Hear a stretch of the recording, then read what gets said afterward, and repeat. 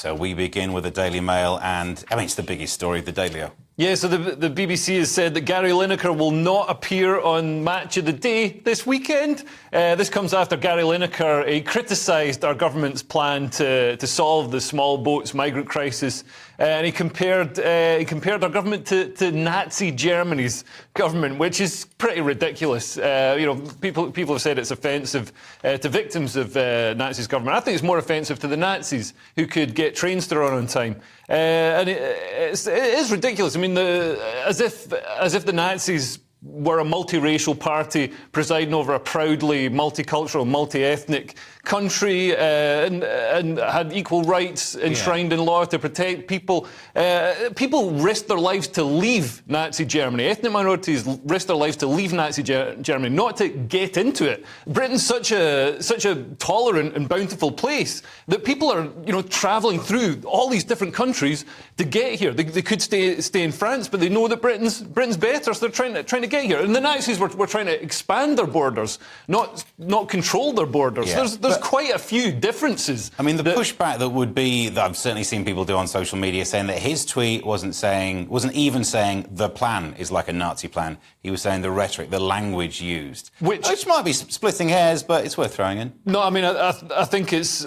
people have said that, but is he saying that Hitler's speeches... We've seen Hitler's speeches. Some of us might have seen too many, but we've seen Hitler's speeches. To compare Hitler's rhetoric and the things that he said at those rallies and the things that he wrote in books to what the government says and does is absolutely abhorrent. You're saying Hitler was a more effective speaker than anyone we have at the moment. He was. I mean, yeah. Again, still on bad. But we've fallen into the trap. We're having a debate about whether the tweet was good or bad, but we can all agree people are allowed to bad tweet. Well, so the debate is, should he be allowed to say it? Well, this is the thing. He shouldn't be sacked. He shouldn't be made to stand down, because it's better if people are allowed to say those things and you can see what they say, so it's in plain sight. Well, it's all a question of impartiality, isn't it? Normally, yes, you'd say you should be able to say what you want. The question is, if you extract a licence fee from people, should you therefore just be able to mouth off on Twitter saying obnoxious things about current political hot topics? That's the question. I say probably not, but it's up to the BBC. But it's just an ego trip for Lineker. He's like Emily Mateless. He's got too big for the BBC, doesn't want to follow their rules.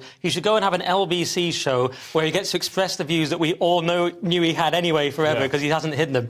It's been so absurd to watch on Twitter, like Alistair Campbell defending him. Lo and behold, Alistair Campbell's podcast is funded by Gary Lineker's production company. So it's like a kind of Ponzi scheme of virtue signaling.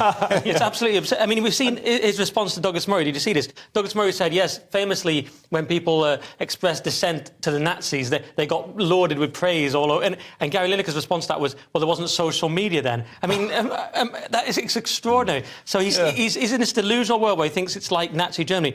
Or is he just virtue signaling to the Metro Lib dinner party set? Yeah. But is there a difference? I mean, you're saying because it's licence fee funded. That's a really important thing. We're paying for it. But he's not saying this stuff at work. So are we saying because you get paid via the licence fee, we're in control of you 24/7, baby, we can shut you down? Well, in fact, one of his excuses, one of his defences for trying to avoid paying so much tax, he was being chased for something like £5 million of tax by HMRC, and he said, oh, look, no, I'm a freelancer because I say all this crazy stuff, all this political stuff that isn't linked to my job on social media. That was one of his defences, which seems ridiculous. And it's doubly ironic when Alistair Campbell is coming out and standing up for him. Alistair Campbell, remember, was one of the architects of the invasion of Iraq that ended up killing up to, 1.5 million people and precipitated the migrant crisis that led to so many people coming here. I mean, we're doing that thing again of getting into the side branches. This is not about whether it should be taken off Match of the Day for it.